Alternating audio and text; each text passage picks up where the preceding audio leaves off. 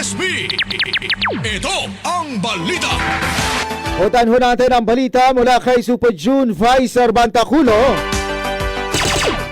Ito daw hong Philippine Coast Guard nagbabala sa mga manlalayag at mangingisda sa inaasahan na namang pagbagsak ng debris ng inilonsad na rocket ng China ngayon umaga. Super Radio Local News. Baka may marinig na naman ho tayong mga pagsabog mamaya-mayang konti. Alamin ho natin ang detalye ng balitang yan. Super June Vice Bantaculo. Pasok!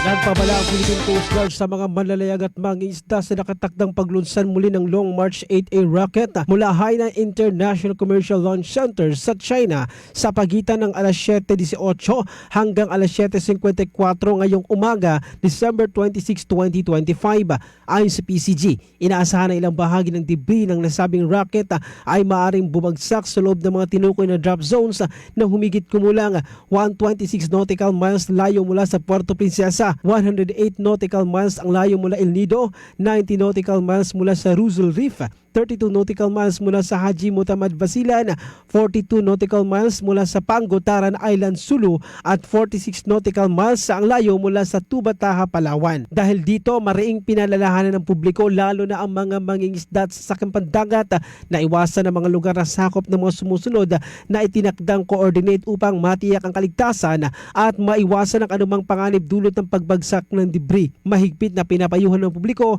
na huwag lalapitan, gagalawin o pupulutin ang anumang kahina-hinalang bagay na matatagpuan sa mga baybayin o palutang-lutang sa dagat.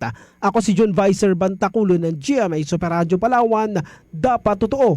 Ang balitang ito ay inihatid sa inyo ng Ang balitang ito ay hatid sa inyo ng BioFlu. 2 or more symptoms, baka flu na yan. I-BioFlu na. Biogesic. Headaches can strike anytime, anywhere. Kaya always bring Biogesic anytime, anywhere. Choose ingat. Choose Biogesic. Maraming salamat, Super June Vice Bantaculo. Ako, ngayong umaga yan, mga kapuso, ha? Baka ho makarinig na naman tayo ng mga biglang sumasabog sa impapawid. Huwag na ho kayong magtataka. Yan na ho yung debris ng ilulunsad na rocket ng China. Paulit-ulit na lamang ho. Sa isang linggo halos nakakadalawa minsan. Si Ma'am Maribel Solomon Benyas, good morning po sa lahat. Happy listening po and Merry Christmas po sa CVHW Group ng Barangay Lukbuan. Enjoy po mamaya sa Christmas party namin. Mamaya pa lang pala yung kanilang Christmas party, ano? At good morning po sa aming mga midwife and nurses. Si Ma'am Jordi Francisco, Ma'am Myra Arsiguno, at si Ma'am Chad. Yan, magandang umaga po sa inyo dyan. Samantala, balikan ho natin si Super June Vice Bantaculo. Kayo'y nakikinig sa Super Balita sa umaga. Mahigit 47,000 pasahero na itala po ng Philippine Coast Guard na dumating at lumabas ng Palawan. Alamin ho natin ang detalye ng balitang yan. Super Radio Local News. Super June Vice Bantaculo sa detalye ng balita. Pasok! Umaabot sa mahigit 47,000 mga pasahero ang lumabas at pumasok sa lalawigan ng Palawan para sa Pasko at pagsalubong sa bagong taon simula December 20, 2025. Batay sa uplan biyaheng Ayos Pasko ng Coast Guard District Palawan, tinatayang nasa 26,809 ang bumiyahe palabas ng Palawan.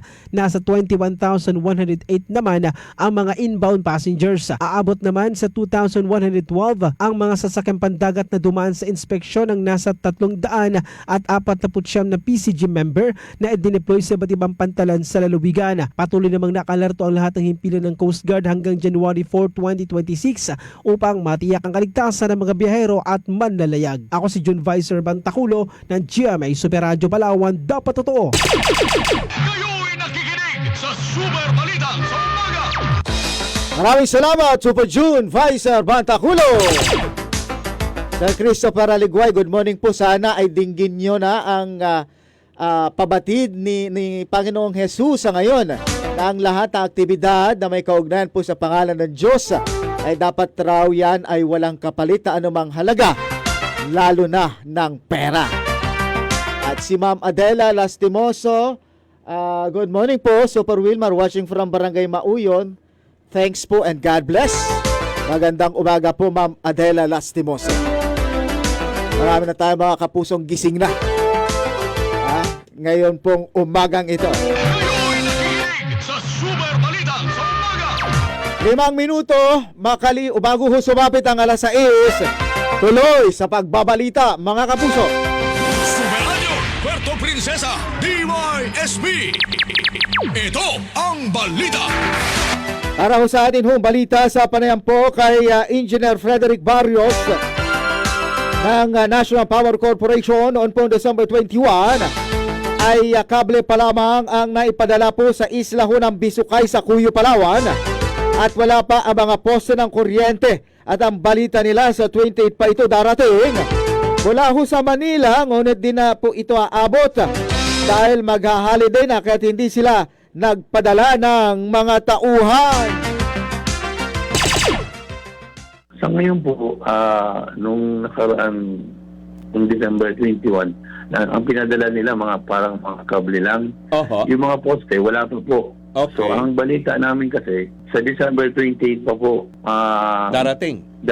kasi manggagaling pa pong Manila. Okay. Kung manggagaling Manila siyang December 28, so hindi rin po na aabot siya. Oo. Kaya hindi rin po kami nagpadala ng mga personnel Opo. para Magtulong. salang gagawa doon sa sa Bisukay. So probably po mga January na po. January na. Kayo'y nakikinig sa Super Balita sa umaga.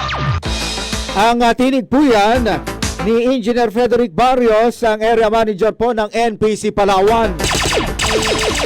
Magandang umaga sa inyo dyan sa mga taga-isla ho ng Bisukay sa munisipyo po ng Cuyo. O baka Enero pa po, 2026 pa. Maibabalik ang kuryente po ninyo dyan, ang ilaw po ninyo dyan. Isang buwan na. Higit isang buwan ang nagtitiis sa walang daloy ng kuryente ang mga taga-isla ng Bisukay. Samantala, kaya aantay na lamang nila ang mga materyales sa mismong isla bago po sila magpadala ng tao dahil baka magpasko at magbagong taon ang mga tauhan niya sa trabaho ng walang materyales. Yes po, tama po kayo sa Fred.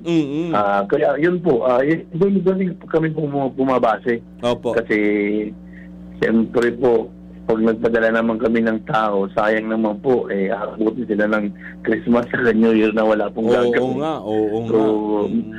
inarapat na lang po namin na antayin talaga yung mga materyales, kompletong materyales, para tuloy-tuloy po ang trabaho. Oo, nandoon na mismo sa isla, no, bago tayo magpadala ng augmentation force. So yung dumating pala nung 21, mga kable lang, engineer, sir. Opo, kasi yun din po ang sabi sa akin ng engineer nila na confirm naghihingi sila ng tao pero wala naman po mga poste, so hindi po may magagawa.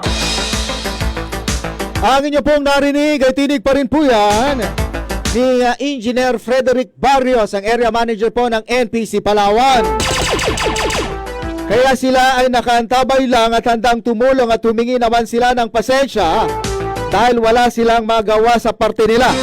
Samantala, pagpaplanuhan naman nila na mapahaba pa ang operasyon ng kuryente sa isla dahil nasa 8 oras lamang ang kuryente sa naturang isla.